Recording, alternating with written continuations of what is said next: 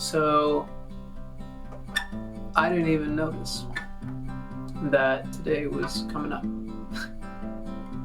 It's been 5 years. I was really wondering how I was gonna feel 5 years later. I was wondering if there's gonna be as much tension leading up to today as there usually is. And last year I found that there wasn't as much, and that was partially because I was so busy with all the other work I was doing.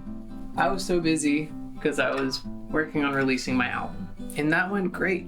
And that was such a necessary and healthy process for me and my own artistic growth. Last year I talked about how I wanted to spend the next year really focused on my own music making and discovering how I wanted to go about making music moving forward. And I've definitely explored that this past year. I haven't released a lot yet, but I've made 12 new tracks for an album EP project, and I've made other stuff too. So I truly have gotten a lot better. But the real thing that I guess is dawning on me today, as I randomly remembered in the shower late, that tomorrow is July 20th. Tomorrow is the day Chester passed away. It's also 5 years since the day he passed away. And I really contextualized in my head how much growth I'd done in 5 years. And I think about that first video on the day that I made, where I was just in shambles and I felt like I had nothing to my name as an artist, as a musician. I think about that day 5 years ago, and then I remember that since that day, I went to school for music production and I learned how to produce music. I learned the basics of how to play keyboard and the basics of how to play guitar. I learned how to work with other musicians in pursuit of learning how to produce and, work with mix engineers, recording engineers, mastering engineers, and in the end finished a 10-year project that was my first album and released it and figured out how to release it. As a musician goes, I did a lot in 5 years. And that's crazy. It's crazy. I think the parts that get hard for me is still feeling like even after I've done so much, it feels so little to me. It's definitely been the thing I've struggled with the past couple months.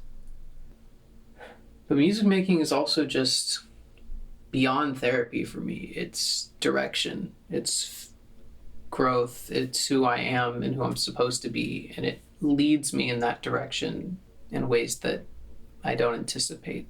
That's why I make it so personal and vulnerable. It's because if I didn't do that, then I don't think I would be actually following the path music is supposed to be leading me to.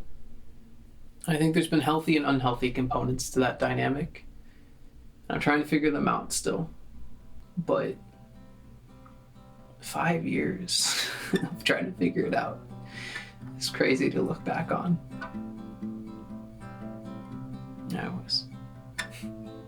I wish I had a proper cover or a proper song to release today. I don't yet. I'll have a lot of stuff coming out again in the next year or two. Hopefully more Linkin Park covers as well. As far as today goes, I don't know how I'm going to spend it. I do think I'm going to be spending some time working on music.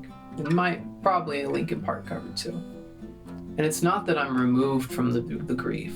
It's still there and it shows up every now and then. But every day I'm still just asking myself, how can I make Chester proud? How can I make myself proud? How can I be the musician that I'm supposed to be, inspired by the musician that he was? That's a really tough journey. Maybe at some point I'll finally cave and try to take this bigger. But for now, I'll keep exploring it interpersonally. Exploring what I can out of it and hoping that some of you out there are getting a benefit out of it too. If you stuck around and you've seen all of these videos, all 5 to 6 of them, I guess 6, I don't even know what to say other than you're a real friend, and I really admire and appreciate you. So thank you for being a part of this 5-year journey that is my own insanity documented through film and music. Let's call it that. This might be the last one I do on July 20th, though. If it is, I hope you don't mind. I think I'm just ready to let go of the grief of today. I think I'll still learn to grieve today and honor him on the day, especially with my Linkin Park community around me. But as far as feeling obligated to the music, I don't think that's the relationship I have with it anymore. I think that's probably a healthy thing. So, I'll see you when I see you. And it was good to see you today.